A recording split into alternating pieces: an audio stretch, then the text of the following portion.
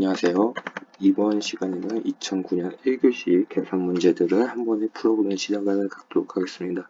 쉬운 문제들이라서 한 번에 묶어서 풀도록 할게요. 자,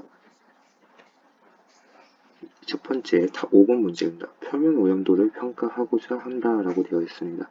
자, 일단은 백그라운드를 무조건 빼줘서 순계수를 먼저 구해줘야 돼요. 1120 빼기 50을 하면은 1070 CPS라는 걸 알 수가 있겠죠. 이 1070 CPS를 모든 효율에다가 나눠주게 되면은 계수 효율들을 나눠주게 되면은 방사능을 구할 수 있습니다. 그래서 모든 효율들을 나눠주는데 이 전이율이라는 거는 우리 모든 사람들이 힘이 같지가 않잖아요. 스미어 용지 같은 거를 표면에 문지를 때 모든 힘들이 다르기 때문에 그 사람마다 힘들이 다르고 할 때마다 또 힘들이 다르기 때문에 그냥 보편적인 값들을 제공하게 됩니다. 즉 스미어 용지에 얼만큼 방사성 오염들이 묻어나겠느냐라는 그런 것을 의미합니다. 그래서 일반적인 값은 10%로 주는데 비침투성 물질일 경우에는 50%라고 제공을 해주기도 합니다. 근데 대부분 그냥 주어지니까 이 주어지는 값이라고 생각하시면 되고 일반적인 전이율이라고 하면은 20%라고 생각하시면 됩니다. 자, 지금 방사능을 구했죠. 근데 100제곱센티미터를 고려해 줘야 됩니다. 왜? 표면 오염도의 나이는 100g 제곱센티미터니까요. 845.8 100g 제곱센티미터가 답인 것을 알 수가 있습니다. 두 번째 문제입니다. 동식에서법입니다. 절대 측정이죠. 효율이 없이도 방사능을 절대 측정할 수 있다는 그런 개념을 가진 문제입니다. 자, 실제로 문제를 풀 때 그냥 식을 외워도 되지만 이 경우에는 유도하는 방법을 알고 있으면은 더 쉽게 기억이 가능합니다. 근본식은 이건데요. 이거는 동시계수입니다. 동시계수율. 자, 이렇게 됐을 때 방사능은 예를 들어서 방사능에다가 베타 계수 효율을 두고 계산하면은 베타 계수율이 나올 텐데요. 이걸 다시 계수율 효율에다가 정리를 하면은 아이고 거꾸로 썼네요.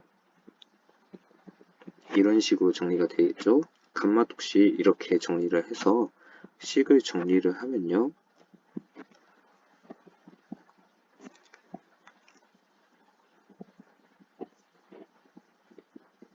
이런 식으로 정리가 가능합니다. 그러면은 이걸 다시 방사능에 대해서 정리를 하면요.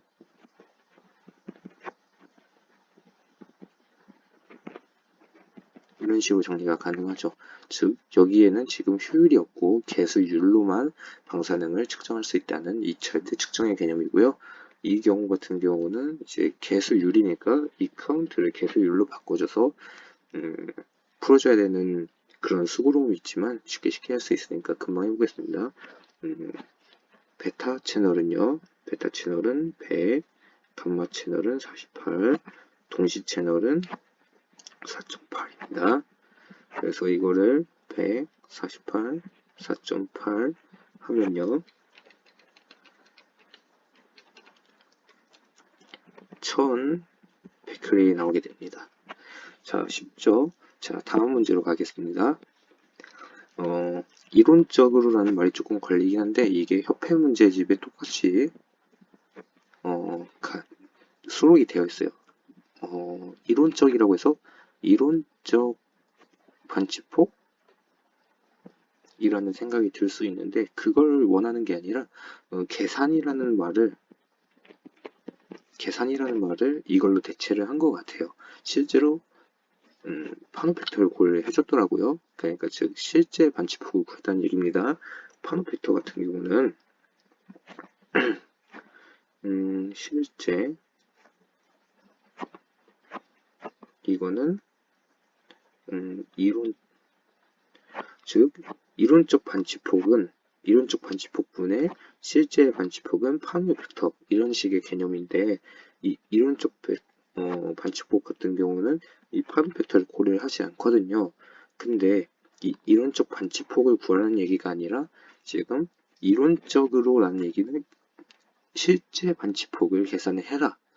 이런 의미인 것 같아요. 그래가지고 이 협회 문제를 기반으로 하여 문제를 일단 풀어보겠습니다. 가우시안 분포인 거를 가정을 하면요. 일렉트론 볼트 0.1 루트입니다. 계산을 하게 되면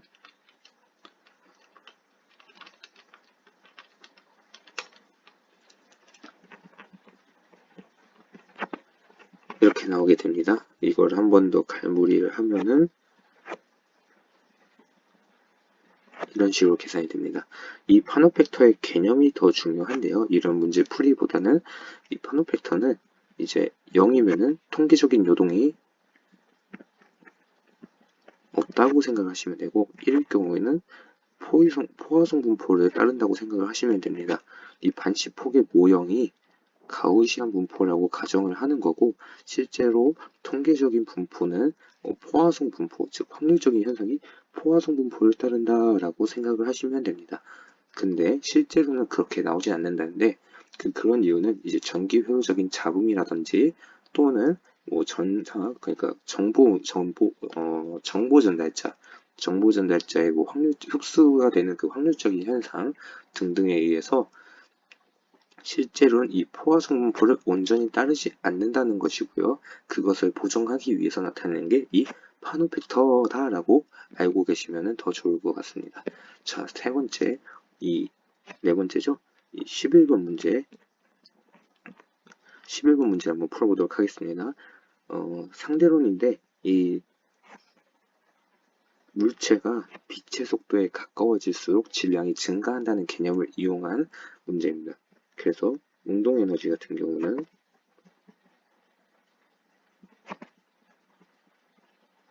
이런 식으로 볼 수 있어요. 이거는 상대론적 전에너지, 이거는 정지, 질량, 에너지거든요. 그래서 전자의 무게와 광속을 줬는데 이 경우 정지 질량 에너지는 mc 스퀘어를 통해서 얻을 수가 있고 이거의 단위는 줄입니다.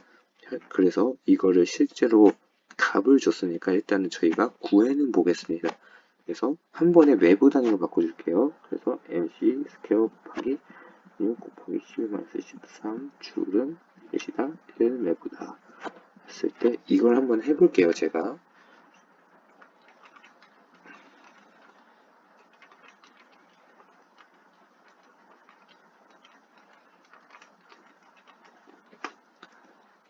그래서 계산하게 되면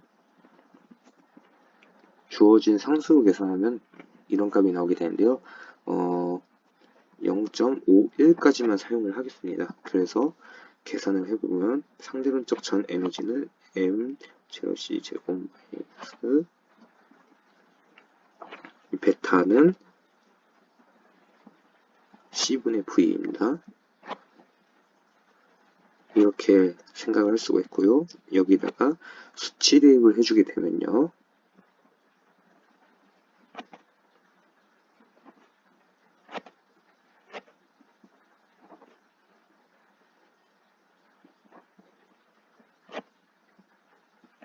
이런 식이 됩니다. 단위로 붙여줄게요.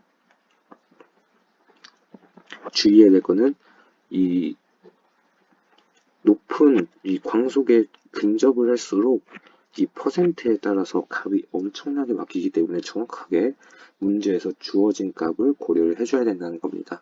그래서 이걸 한번 계산해 보겠습니다.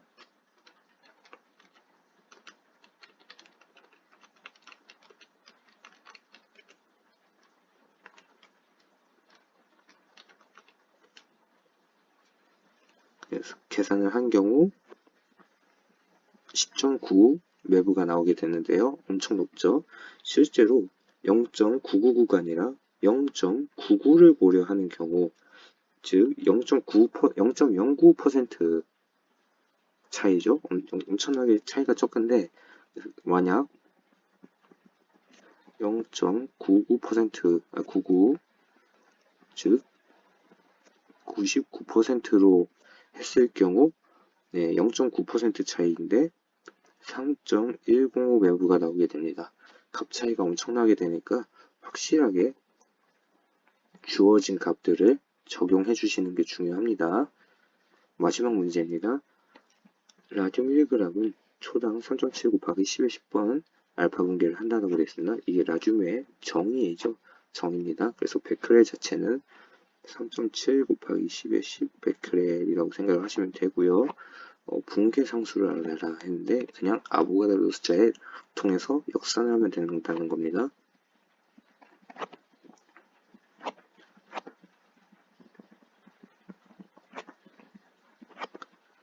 이런 식으로 바로 역산이 가능하죠. 이때 이거가 뭐냐? 원자의 개수고요. 이게 뭐냐? 분계상수입니다. 그래서 분계상수인데 지금 베크렐은 DPS죠. 그래서 이 세크 단위로 먼저 구하고 이거를 세크 단위로 먼저 구하고 그 다음에 연으로 바꿔줄 겁니다. 일단은 반감기부터 구해봅시다.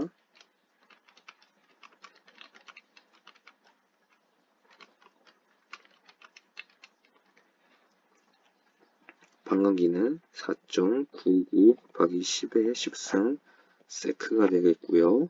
이 세크를 연으로 바꿉니다. 연. 즉 곱하기 8640 86,400 세크 1일 1일은 365일은 1년이죠. 이걸 고려를 해주면은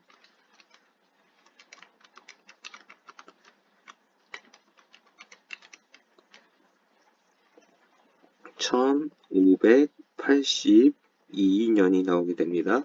이거를 다시 분계상수를 구해줄게요.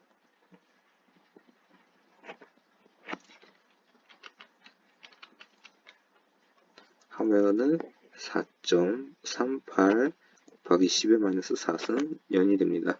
실제로 그냥 여기를 분계상수로 두고 바로바로 구해줄 수 있겠습니다. 이래도 돼요. 이래도. 그러면은